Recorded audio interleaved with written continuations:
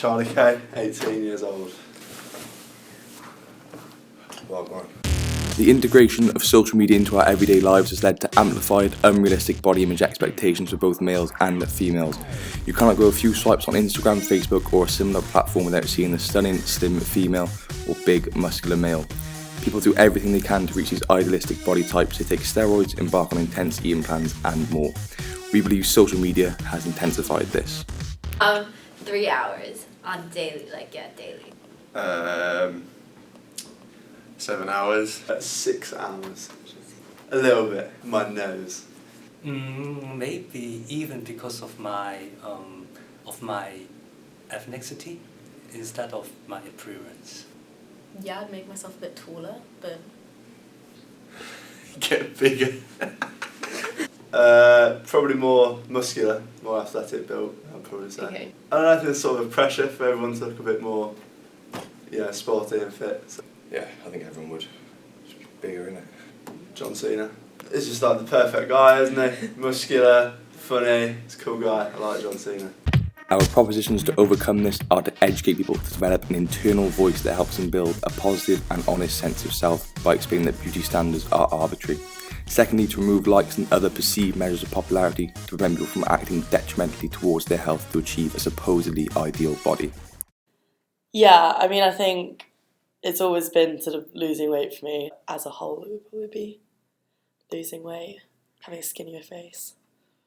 I don't think I've ever taken a post down, but it's definitely affected my mood, and it can usually trigger other things. You look at it and you think, why don't people like that? What is it about me that people don't like in that photo? I think everyone's online persona is quite distorted. Personally, I think that people would maybe meet me and look at, and having known me through Instagram and stuff, and think that's not actually really what she looks like all the time. My little brother has friends who do. They're 17, 18.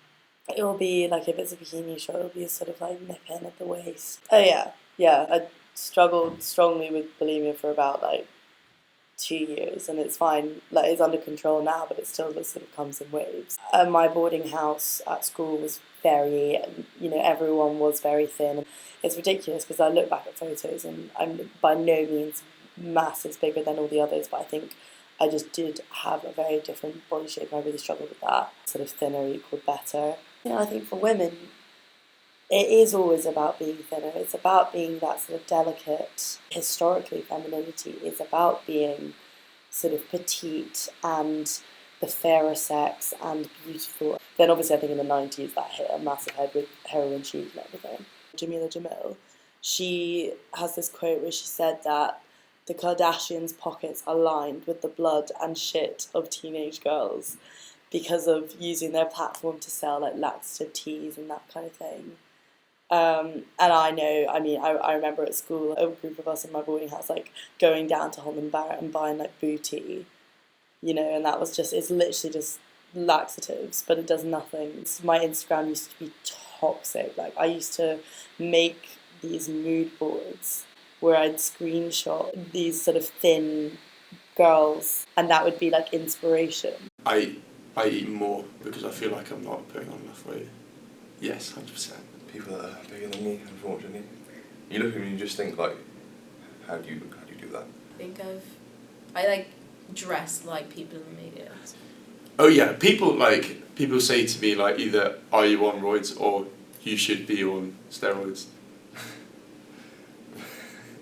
Very, very briefly put it to bed because I was no, I'm not gonna do that. That's crazy. Makes your penis smaller. I still want to inject myself with stuff. Yes. Yeah. Yeah, definitely. Yes, I do. Yeah, they probably would be. I think social media does affect us more. Do you get heavily influenced by people on social media? I think there is definitely pressure in terms of how you need to look because of who you follow. And I think the worst ones are the Love Islanders that you follow in the summer because they're all the perfect people. But I think social media has that because it's so integrated into our everyday lives, and we see people who are girls see these models that are really skinny and pretty, and boys see these models that are big and and all that, that we think like, you know, that's the ideology, that's where you want to be. I think social media does actually negatively affect everyone's body image expectations.